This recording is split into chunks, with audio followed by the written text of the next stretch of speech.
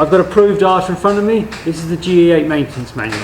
So before you go out to do the job, you really should familiarise yourself with the technical data for doing the job you've been asked to do.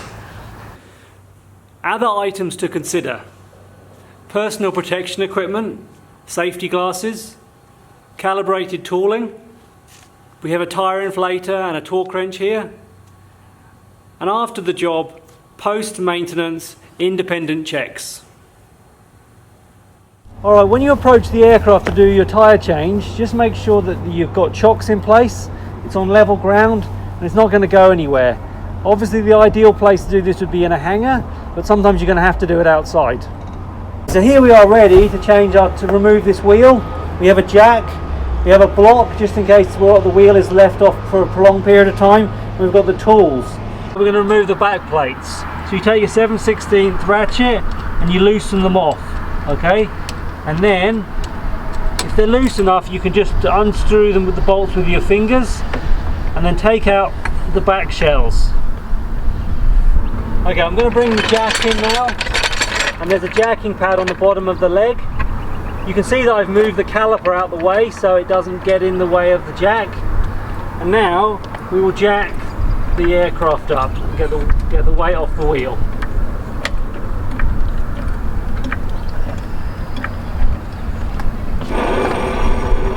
Is remove the cotter pin, and then we can remove the wheel nut.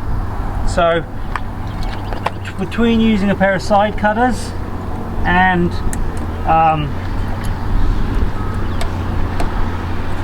these, we should be able to easily get out the cotter pin without damaging the wheel nut.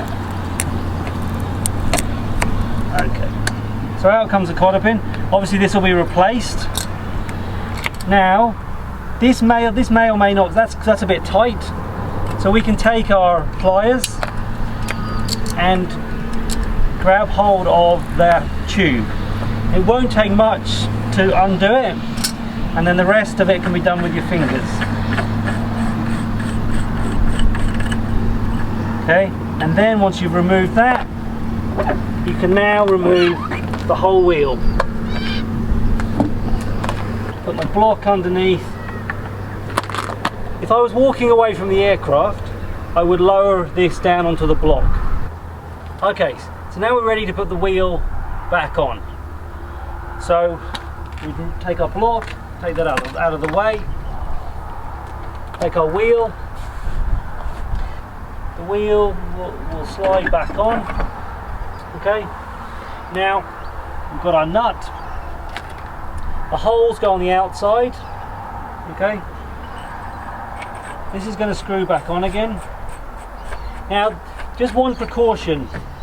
We've had a report from one of our programs where they over tightened the nut and the wheels were dragging, and the pilot noticed it on takeoff, and they aborted the takeoff, and they came back and they found that these wheel nuts have been over tightened and there's a lot of drag on the wheel.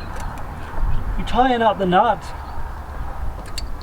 you spin the wheel one way, then you can check the nut's tight again, and I would turn the nut so that the cotter pin lines up with the hole. Now the next thing to check is that there's no looseness on the wheel. If I just back that off a little bit, like to the next hole, you might find now, and you probably can't hear it, but I can actually feel some movement on the wheel, so I know that's too loose. So I can go back one more hole, ready for the cotter pin. There's no movement and it's freely turning.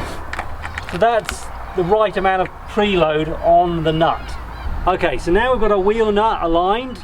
We've got our new cotter pin to go in. The pin should go in quite nicely. I just dropped it in the wrong place. Okay, and you've got two legs. You've got a short leg and a long leg. So we'll take the longer of the legs and we'll pull it up and we'll bend it over like that. And the short leg, you might be able to get with your pliers and then bend underneath. Okay, so that's what it should look like when you've done. Now we can put our caliper back on, and we can torque the nuts. So our caliper needs to go line onto the spigots.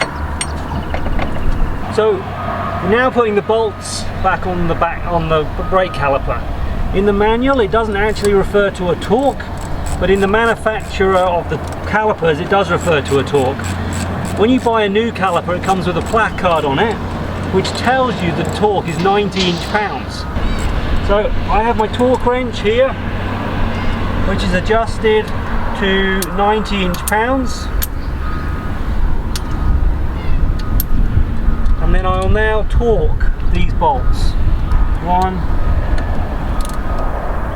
2, 3,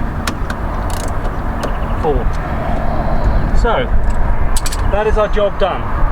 Obviously the last thing to do now the job is finished is fill out your paperwork, sign the MR, and then you're safe to go flying.